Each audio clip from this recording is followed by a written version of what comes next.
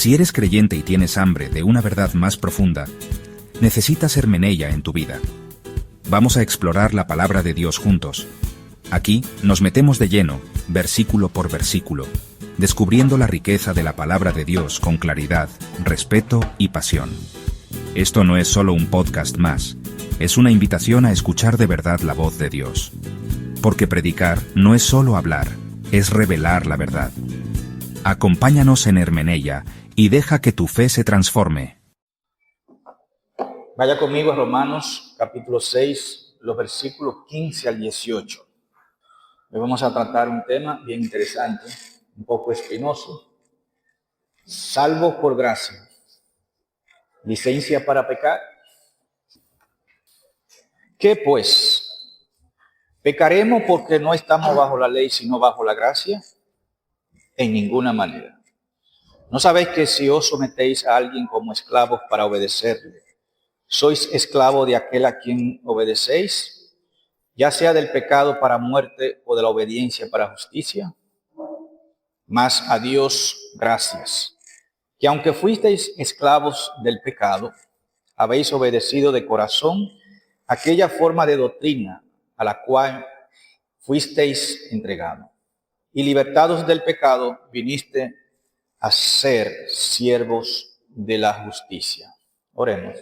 Padre amado, bendecimos y honramos tu nombre. Señor, acompáñanos en este momento donde vamos a estudiar tu palabra, que podamos ser edificados a través de ella, que podamos encontrar, oh Señor, fortaleza y dirección en tu poder y en tu presencia. Glorifícate en medio de tu pueblo en este momento, Señor. Háblanos a nuestro corazón y ayúdanos a obedecer tu palabra. En el nombre de Jesús, amén.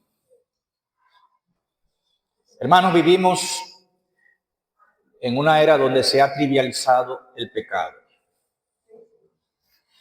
Hoy se le llama error, desliz, elección alternativa o incluso autenticidad. Pero la palabra de Dios no se deja engañar por el eufemismo. Declara sin excepción que todo ser humano fuera de Cristo está bajo un dominio activo y cruel. El señorío del pecado. No es solo una mancha, es una cadena. No es solo un tropiezo, es una adicción del alma que distorsiona nuestros pensamientos. Como lo declaró el Señor en Génesis 8:21, el intento del corazón del hombre es malo desde su juventud. Y no solo eso, el pecado envenena nuestras palabras. Jesús mismo declaró en Mateo 12:34, de la abundancia del corazón habla la boca. Y de manera pesimista, el salmista lo expresó de la siguiente manera en el Salmo 14:3. No hay quien haga lo bueno, no hay ni siquiera uno. Y en nuestro contexto, donde todo parece, donde cada quien hace lo que bien le parece, en un tiempo de relativismo moral, donde cada uno tiene su verdad, debemos recuperar la conciencia bíblica de la gravedad del pecado. Y de eso vamos a hablar hoy. Es el cáncer que carcome la familia, la envidia que divide la iglesia, la lujuria que destruye el carácter y la ambición que deshumaniza. Nos promete libertad. Sin embargo, Jesús dijo en Juan 8:34 que todo aquel que hace pecado, esclavo es del pecado. ¿Y cuál es el resultado final de la práctica del pecado? Romanos 6:23, la paga del pecado es muerte, condenación eterna. Y frente a esta desesperanza humana, El Evangelio no ofrece un consejo de autoayuda ni de mejoramiento. Hay un decreto divino de liberación. Está en Romanos 6:18. Y libertados del pecado, viniste a ser siervo de la justicia. Hay un decreto divino y es la liberación del dominio del pecado. Así que vamos a nuestra porción bíblica, nos vamos a concentrar. Romanos 6, del 15 al 18. Ahí nos vamos a concentrar en esa porción bíblica donde Pablo inicia con una pregunta. Vaya conmigo, Romanos 6, 15. Una pregunta, hay una interrogación allí. ¿Qué pues?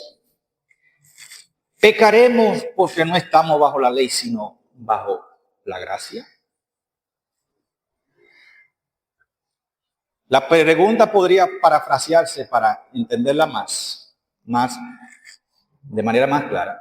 Si somos salvos solo por gracia, si la ley ya no nos condena ni nos justifica, ¿significa esto que ahora podemos vivir como queramos? Pablo aquí no está expresando una duda ingenua, sino anticipando una objeción cargada de tensión teológica. Aquí Pablo se está adelantando a aquellos que no pueden concebir una salvación que no descanse sin el esfuerzo humano. El problema no está en la gracia, mis hermanos, sino en el corazón legalista que la escucha. Para el legalismo, para aquellos que están enfocados en el cumplimiento religioso, una salvación totalmente gratuita, como la ofrece Dios, es totalmente peligrosa. Porque asume que sin la ley, como medio de justificación, la obediencia pierde sentido y el pecado queda sin freno. Para muchos judíos del primer siglo, en el cual se escribieron estas palabras, formados con la idea del cumplimiento de la ley,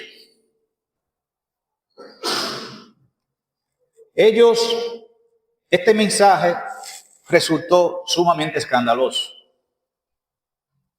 Sumamente escandaloso. ¿Pecaremos porque no estamos bajo la ley, sino bajo la gracia? Entonces, decirle que sus obras no lo justificaban, que aún sus mejores actos no podían comprar el favor de Dios ni la justicia de Dios, y que la salvación era un regalo inmerecido para los pecadores, esto sonaba como un libertinaje espiritual. Era un escándalo. Y ahí surge el adversario teológico que Pablo enfrenta una y otra vez. Si todo es por gracia, estás soltando las riendas. En Gálatas, Pablo tuvo que enfrentar el mismo problema. Recuerden, el evangelio a Pablo no se lo enseñaron los apóstoles, sino el mismo Señor Jesucristo. Asimismo, él lo atestigua en Gálatas capítulo 1. Y allí Pablo responde con toda firmeza en Gálatas 1:18.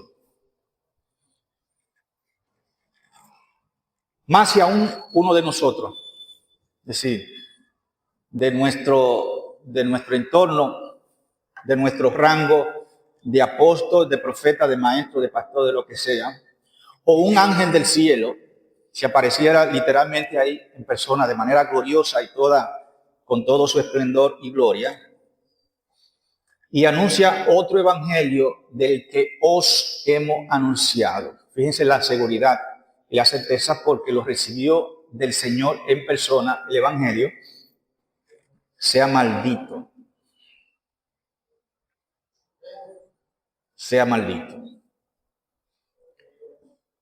El Evangelio nunca ha dicho, vive como quiera, que Dios te perdona. Eso no lo dice el Evangelio. Dice el Evangelio, ven como estás y Dios te transforma. Eso es lo que dice el Evangelio. La gracia que justifica es la misma gracia que regenera, que cambia y transforma.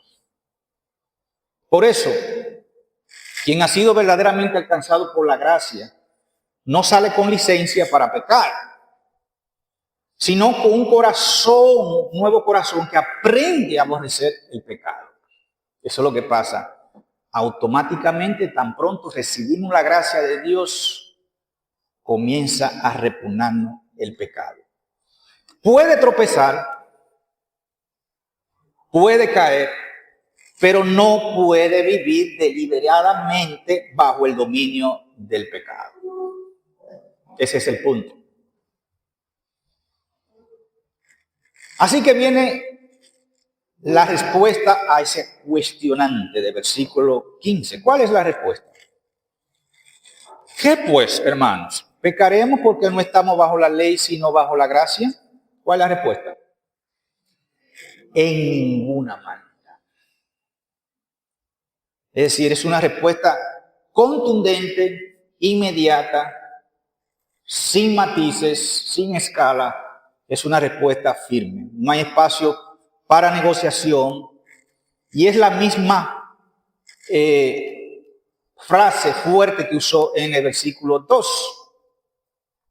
Respecto a la misma cuestionante en el versículo 1 del capítulo 6. ¿Qué pues diremos? ¿Perseveraremos en el pecado para que la gracia abunde? ¿Cuál es la respuesta de Pablo? En ninguna manera. Jamás. De ningún modo. Es algo impensable. La sola sugerencia de que la gracia de Dios sea una licencia para pecar es un absurdo lógico, moral y espiritual. Contradice la misma naturaleza de la gracia y la santidad de Dios.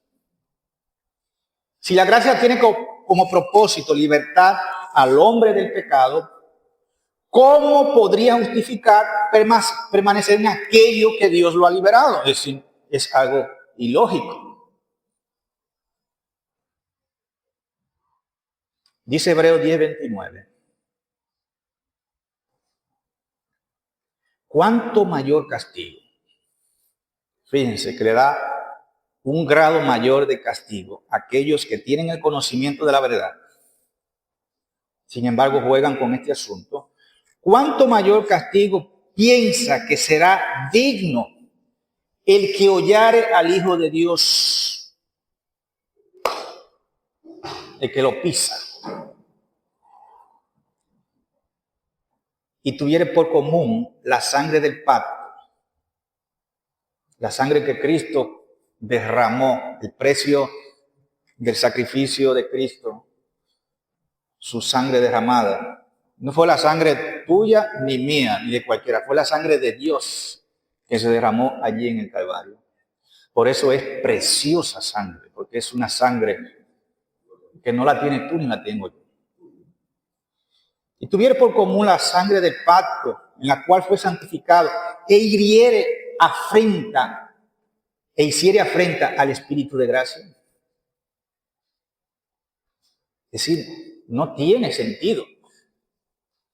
Si Cristo vino a morir por nuestro pecado, como no tiene ninguna justificación, es un absurdo lógico. Cristo vino a libertar al hombre del pecado, no tiene ningún sentido que aquellos que se identifican como creyentes estén en el lodazal del pecado.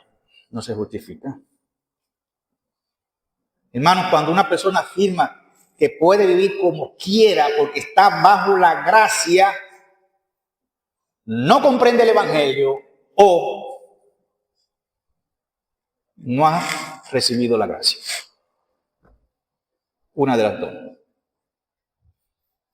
La gracia no solo perdona la culpa, rompe el dominio del pecado.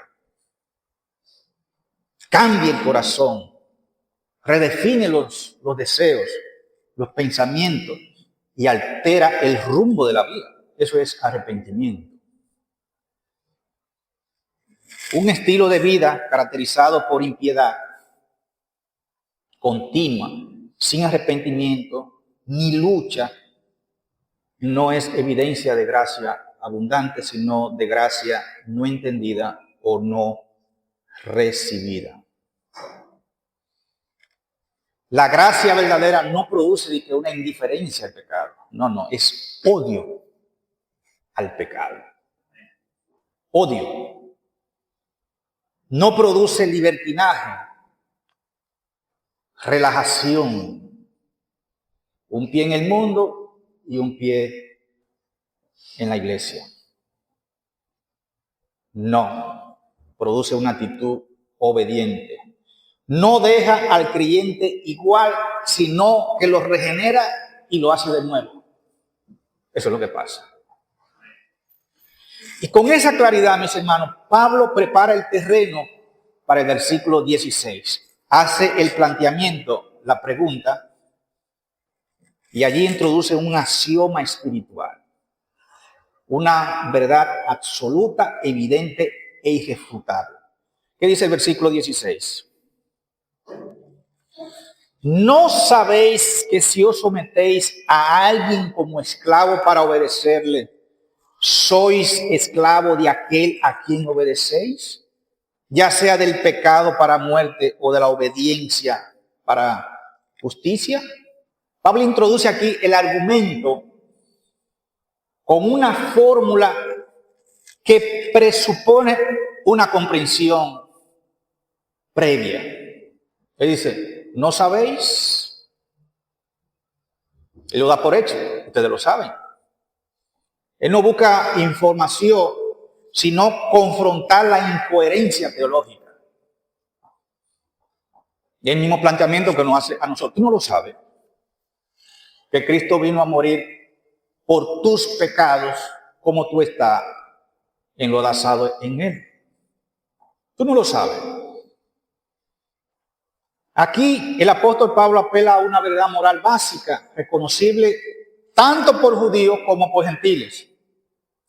La obediencia se determina la pertenencia, a quien tú perteneces. Y aquí no se trata de un mandamiento, sino de una afirmación existencial o ontológica. Pablo no está diciendo lo que el creyente debe ser, sino lo que es por definición. Aquí está diciendo Pablo. ¿Eres esclavo de uno o eres esclavo del otro? Eso es lo que está diciendo.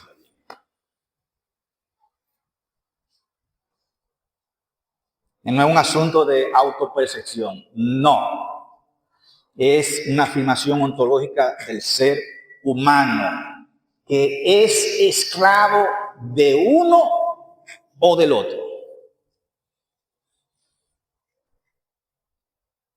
El verbo que Pablo utiliza, miren allí, él dice, si no sabéis que si os sometéis a alguien, describe un acto voluntario de usted colocarse bajo autoridad.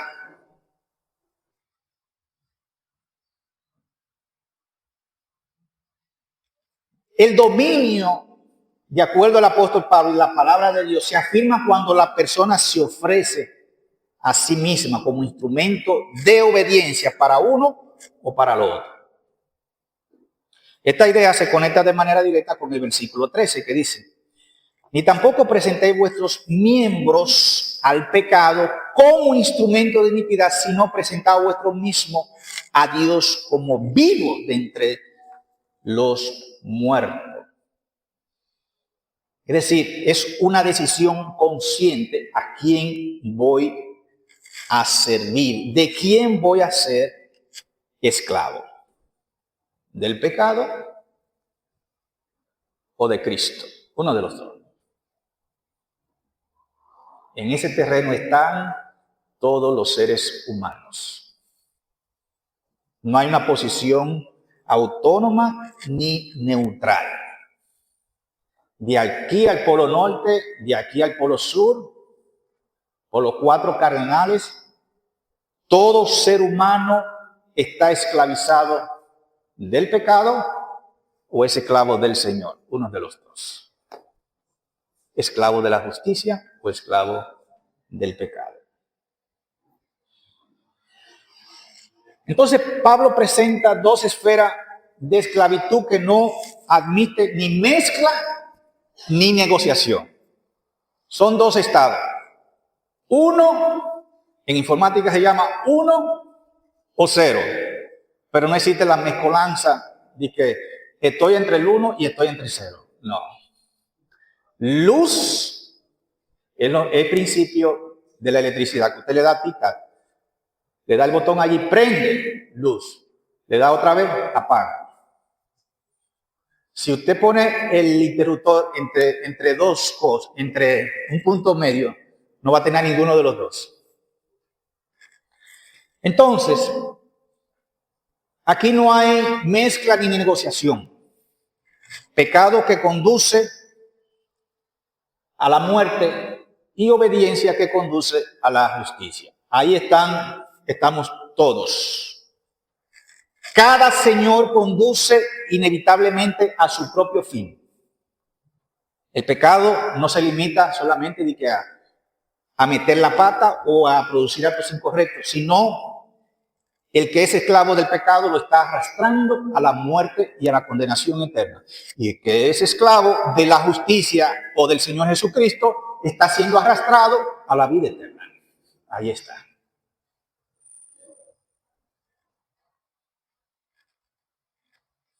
Pablo armoniza plenamente con la enseñanza de Jesús en Mateo 6:24, que dice que ninguno puede servir a 2 señores.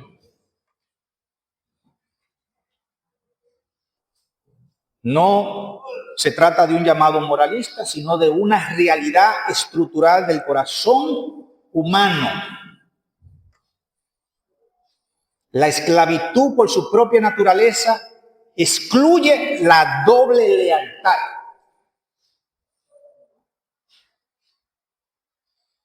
Por eso el argumento de Pablo no deja espacio para una fe de obediencia compartida. O uno o lo otro. La vida cristiana no se define por intento de equilibrio entre 2 amos, sino por una lealtad clara al Señor que da la vida y libertad de la esclavitud del pecado.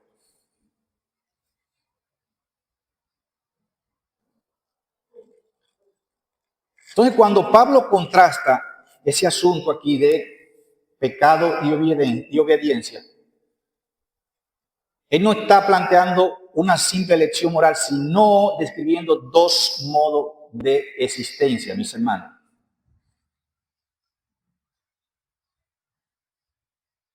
A lo largo del capítulo, él deja claro que ser libertado del pecado implica entrar en una nueva condición de vida, una transformación que alcanza lo más profundo del ser. Miren, él lo describió en Efesios 2:10. Somos hechura suya, creados en Cristo Jesús. ¿Para qué? Para buenas obras.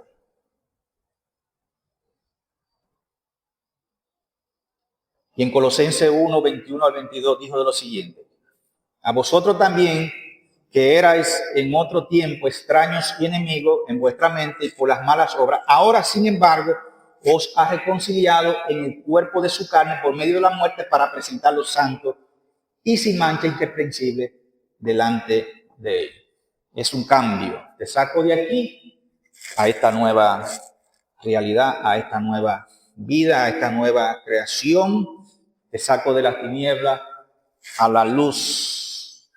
Señor, pero déjame un pie allá, que me gusta el mundo. Santos, separado. Te separo del común de todo, te separo sin mancha, te quito el dominio del pecado, el cual tú estabas esclavo y te hago libre en Cristo Jesús. Vive bajo el dominio y el señorío de nuestro Señor Jesucristo y su gracia. Entonces, la obediencia cristiana no brota del esfuerzo por cumplir una norma externa, sino de una naturaleza ya renovada. Si Dios no interviene, el hombre sigue siendo esclavo del pecado. Si Dios en su soberana elección decide al profe Alberto, lo voy a salvar, lo voy a liberar de ese dominio, ya él no estará siguiendo, no será esclavo del pecado, ni va a pertenecer a su padre diablo, no, yo voy a ser su padre, él va a ser mi hijo, yo lo voy a libertar.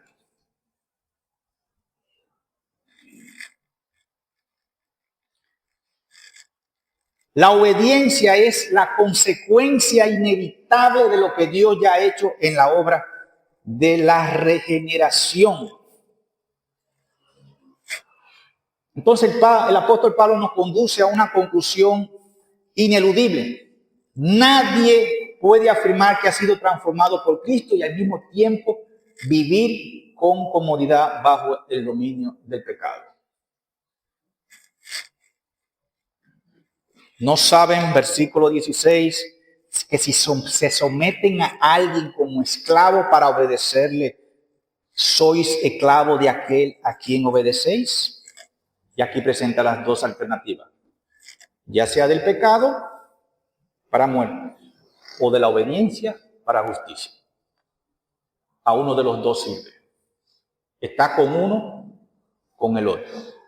¿Eres esclavo del pecado o esclavo de la justicia? Obedece al Señor del pecado, obedece a nuestro Señor Jesucristo. Ahí está. Aquí no vemos punto intermedio, no vemos neutralidad, ni que yo no tengo nada que ver ni con uno ni con el otro. Todo ser humano nace esclavo del pecado hasta que el Señor decide liberarlo y él comienza a servir a un nuevo Señor. Sigue siendo esclavo, pero esclavo de la justicia. Entonces, mis hermanos, la vida nueva no es una vida sin tropiezo, pero sí es una vida donde el pecado ha perdido su trono. Ya no gobierna, ni tiene la última palabra. La conversión genuina no elimina la lucha, pero sí destrona del corazón el pecado. Y esta verdad armoniza con el testimonio de todas las escrituras. Miren cómo Juan declara sin ambigüedad en Juan 1:6, primera de Juan 1:6. Aquí lo plantea de manera clara y llana. Si decimos que tenemos comunión con Él, ok, usted dice, yo tengo comunión con Cristo, ¿verdad? Comunión implica tiempo con el Señor a través de las Escrituras, a través de la oración. Y andamos en tinieblas. Aquí viene la contradicción. Y andamos en tinieblas. ¿Cómo te califica las Escrituras? No. Espérate, eres un mentiroso. Y no está practicando la verdad. Ahí está. Primera de Juan 1:6. Es decir, el pecado no puede ser la práctica dominante de quien ha nacido de Dios, porque la vida divina permanece en él. Si el espíritu de santidad está en su corazón, él es el que va a gobernar. Él es el que va a gobernar, él es el que va a regir. Y Pablo no está describiendo un ideal inalcanzable, sino una realidad espiritual objetiva del creyente. El creyente ha cambiado de amo. Ya no es esclavo del pecado, ya es esclavo del Señor. La pregunta es, ¿de quién tú eres esclavo? ¿De quién tú eres siervo? Tus frutos darán cuenta de eso. La permanencia voluntaria y persistente en el pecado no revela debilidad momentánea, sino continuidad bajo el antiguo señorío.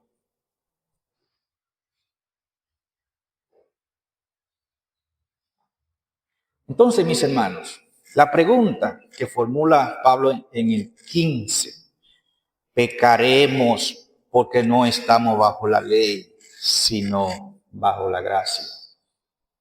No nace de la inocencia, sino de una comprensión torcida de la gracia. Soy salvo por la gracia del Señor, y el Señor es misericordioso, es amor, siempre me perdonará. Puedo hacer algunas cositas, y Él es bueno en su misericordia, y Él me va a perdonar. Si tú tienes ese tipo de pensamiento, entonces significa que tú no entiendes la gracia o tú no has recibido la gracia. Una de las dos cosas. Parte del error de pensar que la gracia nos deja sin amo, sin responsabilidad, sin dirección, pero Pablo responde con firmeza.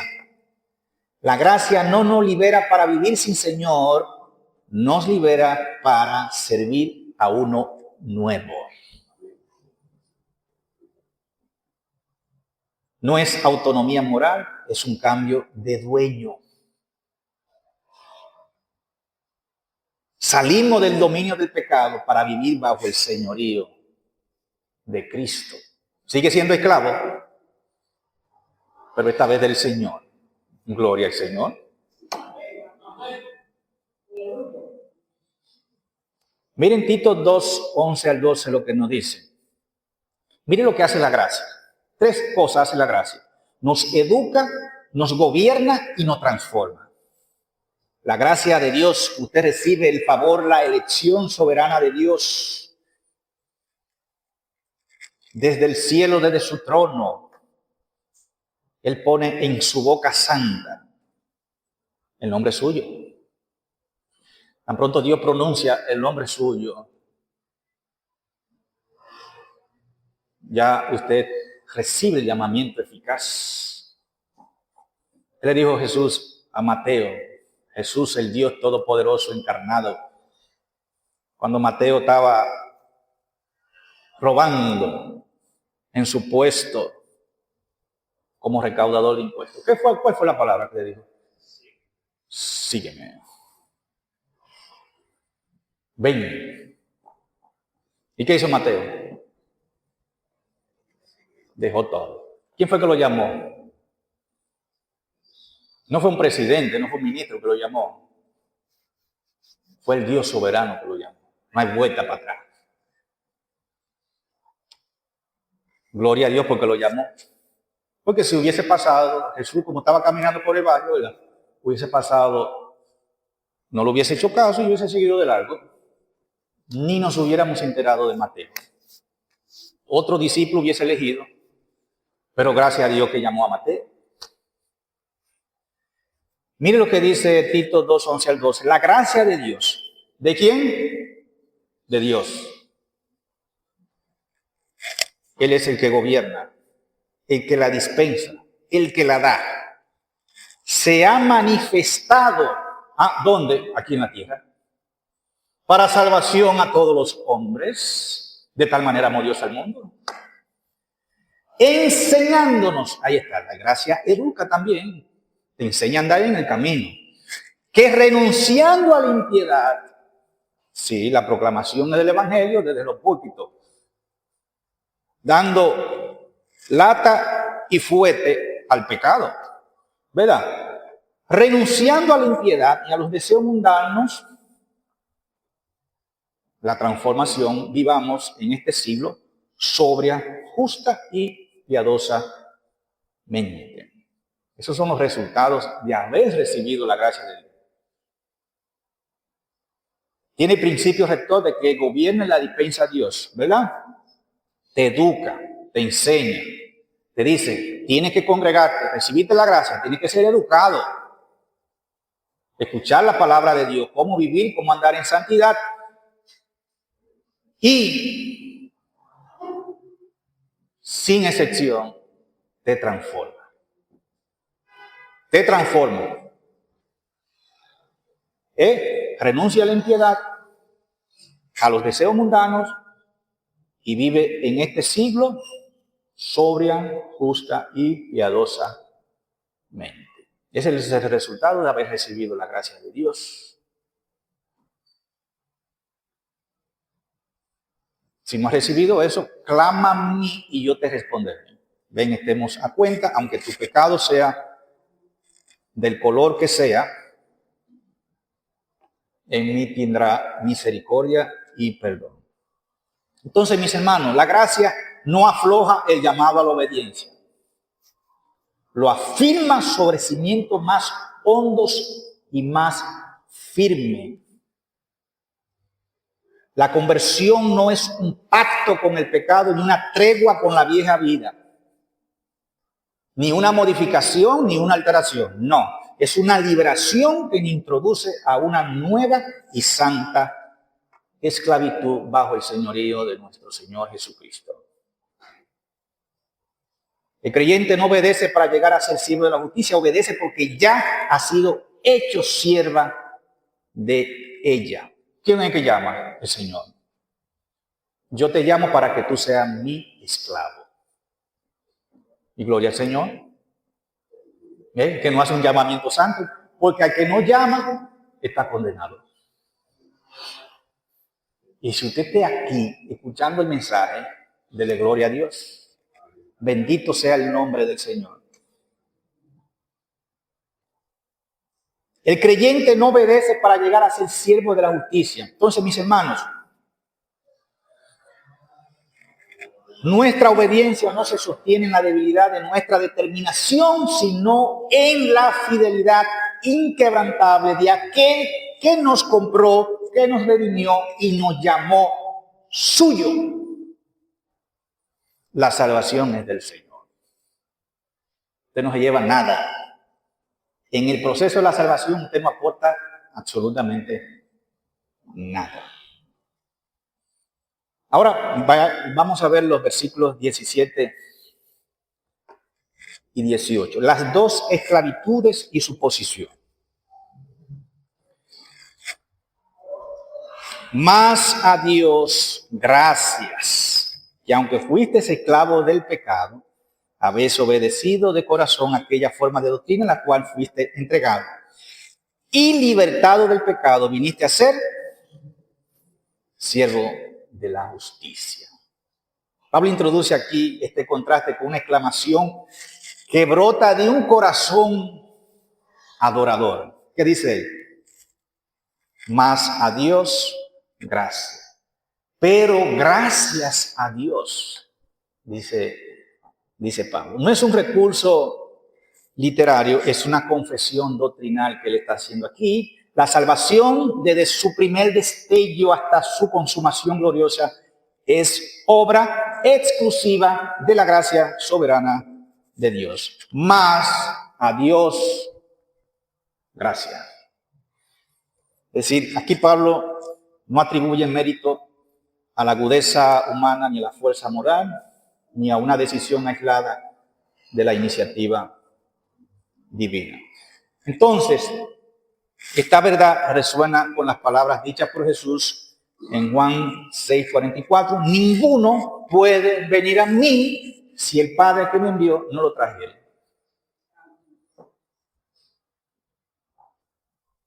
No puede, porque él tiene un amo. El que está allá tiene un amo y está esclavo. Tiene que recibir la liberación y el llamado de Dios. Ven, que te voy a sacar de ahí. Y lo trae aquí. Y Jesús dijo en Juan 6:65, ninguno puede venir a mí. De manera voluntaria no. si no le fuese dado del Padre.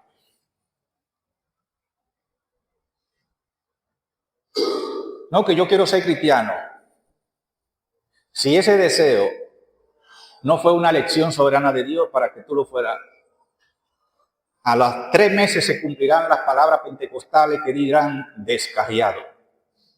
Oh, se fue el hombre. Sí, porque esa palabra nosotros no la usamos aquí. Porque sabemos que el que se fue nunca fue llamado. Porque al que Dios llama así, esa palabra poderosa, creadora de Dios que creó el universo, el cielo y la tierra, de su boca sale el nombre tuyo así, mira. Tú vienes porque viene ahí. Y no hay vuelta para atrás. Ah, no, Señor, yo no quiero tu salvación. No, yo lo dejo que sí. ¿Cómo así? ¿Cómo así? ¿Quién fue que te llamó? Porque ese es el problema, es una falta de comprensión de la grandeza y el poder de Dios.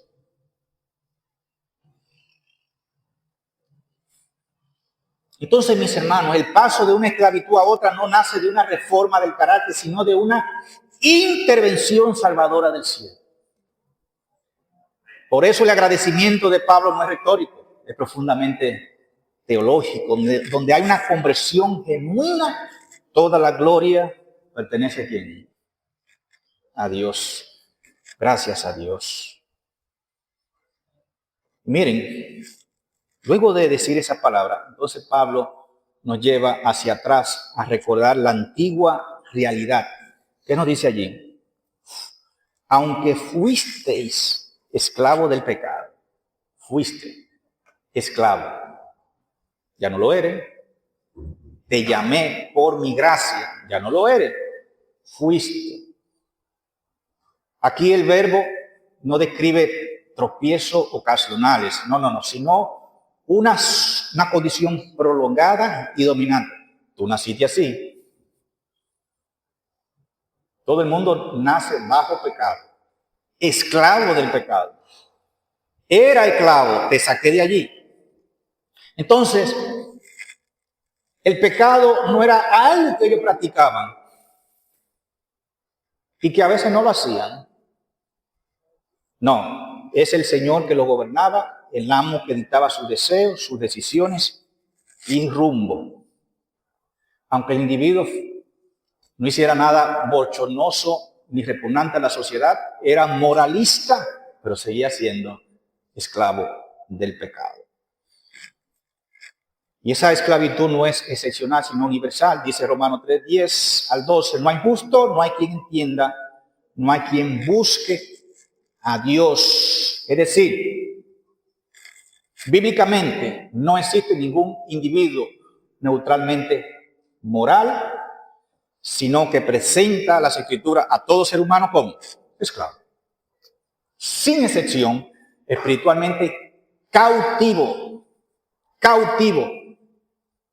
Y aún las expresiones más pulidas de moralidad fuera de Cristo brotan de un corazón que no se somete a Dios.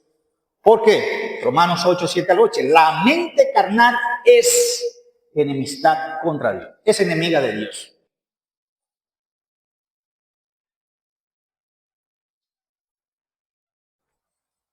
Ahora, el medio del cambio. Mas a Dios gracia, que aunque fuisteis esclavo del pecado, habéis obedecido de corazón aquella forma de doctrina a la cual fuiste entregado. Habéis obedecido de corazón. Miren qué contraste más contundente. Aquí Pablo nos conduce al centro de la obra salvadora, la obediencia que brota desde adentro. No es una obediencia de fachada, ni de rito, ni de costumbres. No, parte de la gracia que Dios ha derramado en tu corazón. Es la respuesta sincera de un corazón que ha sido tocado y renovado por Dios. Es decir, la conversión bíblica nunca es automática, ni inconsciente. Siempre es el corazón regenerado respondiendo al llamado eficaz del Señor. Y siempre apunta a una dirección, a la obediencia. No hay otra. No hay otra. Y esto derriba la idea de una salvación donde el ser humano es trasladado pasivamente de un reino a otro sin fe, sin arrepentimiento y sin rendición. Mis hermanos, la soberanía de Dios no cancela la respuesta humana, la despierta y la produce. Dios es el que pone el querer como el hacer por su buena voluntad. El hombre está muerto y Dios es así, ¡pum!, lo despierta el hombre y él responde. A partir de ahí, él cree en el Señor, confiesa con su boca que Jesucristo es el Señor. Se arrepiente, porque vino la claridad, la iluminación de la esclavitud, de lo que es el pecado, y Dios opera el arrepentimiento.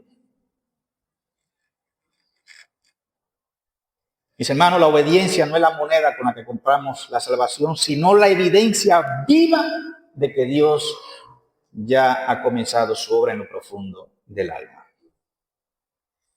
Y fíjense, Pablo no deja esa obediencia en el aspecto de que abstracto, no, él es específico. ¿Obedecieron a qué? Habéis obedecido de corazón aquella forma de doctrina. No es un asunto emocional. No es un asunto emocional, difusa, ni escandalosa, nada de eso. Es un asunto bien intencionado, es una respuesta al contenido del Evangelio.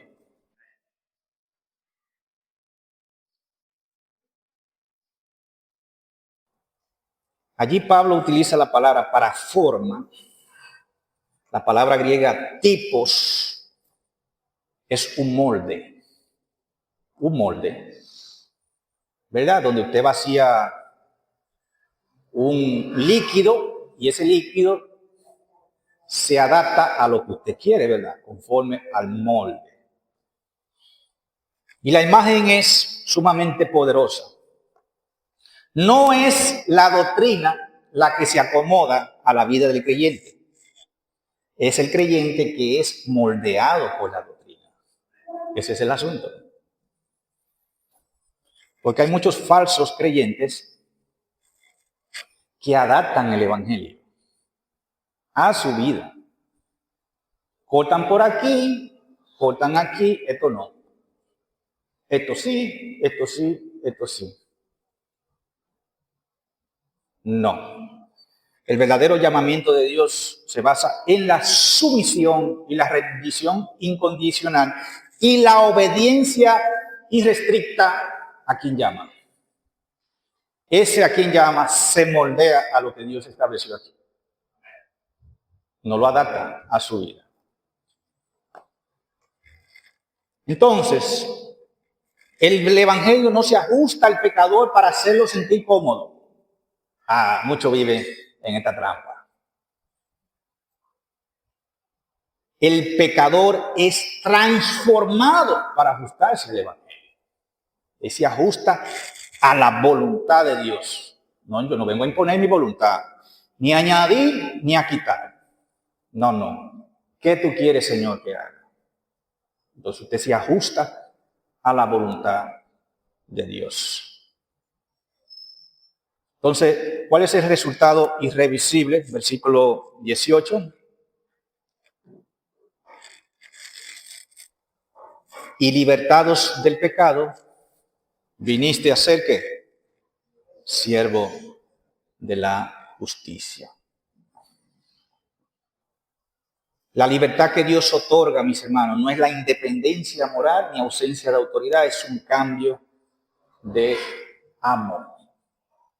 Pablo no describe la redención como una emancipación sin rumbo, sino como un traslado de señorío.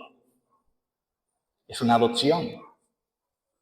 Ustedes son de vuestro padre el diablo Pero ahora yo lo llamo, ahora ustedes son mis hijos, yo tengo un nuevo padre. Antes éramos esclavos del pecado, ahora somos esclavos de la justicia. Pertenecemos a Dios y obedecemos de manera coherente con lo que representa Dios y su santidad. Entonces, mis hermanos, en este texto confronta de frente cualquier idea de gracia que tolere una vida gobernada por el pecado. Un cristiano puede caer, mis hermanos, eso lo sabemos, luchar y aún tropezar con gravedad, pero no puede permanecer indefinidamente bajo el dominio del pecado sin negar la realidad de su nueva posición. Puede caer. Si peca, abogado tenemos, ¿verdad? Para con el Padre, a Jesucristo, el justo. La gracia que salva es la misma gracia que transforma. Ambas caminan juntas. No existe ese asunto de que creencia barata, fe en el Señor, eso no es bíblico.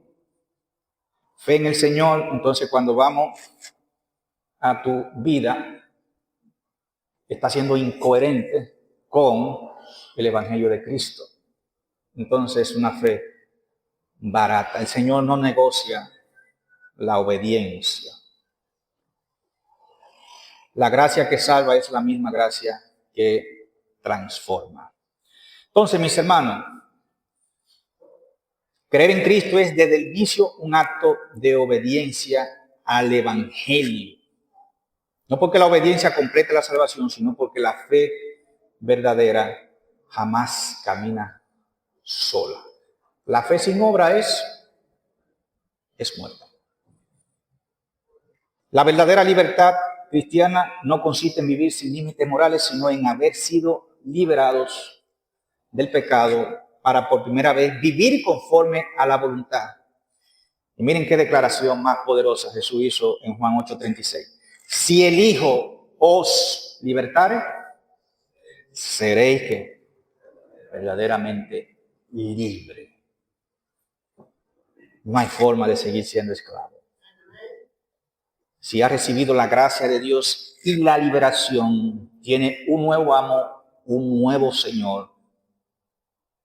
Así que, mis hermanos, el cristiano no es alguien que obedece perfectamente, pero sí verdaderamente. No vive sin lucha, pero tampoco sin rumbo. Su vida está marcada por la gracia, apunta hacia la justicia, hacia hacer lo correcto, hacer lo bueno, lo agradable de Dios, su voluntad, porque la gracia que salva es también la gracia que sostiene y transforma hasta el final. Oremos. Padre amado, bendecimos y honramos tu nombre. Gracias, Señor, por tu palabra, que nos traen aliento, que nos traen, nos traen un corazón agradecido, oh Señor, por lo que tú has hecho por nosotros. A pesar de que somos débiles, oh Señor, pero tú has puesto una nueva disposición en nuestros corazones, en nuestra debilidad de buscarte y de amarte de manera perseverante. Si hay alguien que todavía es esclavo del pecado, Señor, y ha escuchado tu palabra, te pedimos que de manera misericordia intervenga en su corazón, oh Señor, y traiga la libertad que ofrece Cristo, para nosotros ser verdaderamente libres, Señor. Gracias por tu gran amor, gracias por tu misericordia, gracias, oh Señor, por tomar nuestro lugar. Nacimos esclavos del pecado, oh Señor, pero tú nos has libertado para darnos la vida eterna, para estar a tu lado. Nos ha llamado como tus hijos, nos ha redimido, nos ha limpiado y ha perdonado nuestros pecados. Por eso, Señor, venimos con corazón agradecido. Ten misericordia de aquellos, oh Señor, que todavía no han sido libertados. Ten misericordia, Señor. En el nombre de Jesús. Amén. Hemos concluido otro encuentro en Hermeneia. Queremos expresar nuestro agradecimiento por su compañía, su tiempo y su interés en profundizar en la palabra. No olvide seguirnos en Spotify para no perderse ningún episodio. Y compartirnos con aquellos a quienes considere que les pueda ser de bendición. Nos encontraremos en el próximo episodio. Que Dios le bendiga.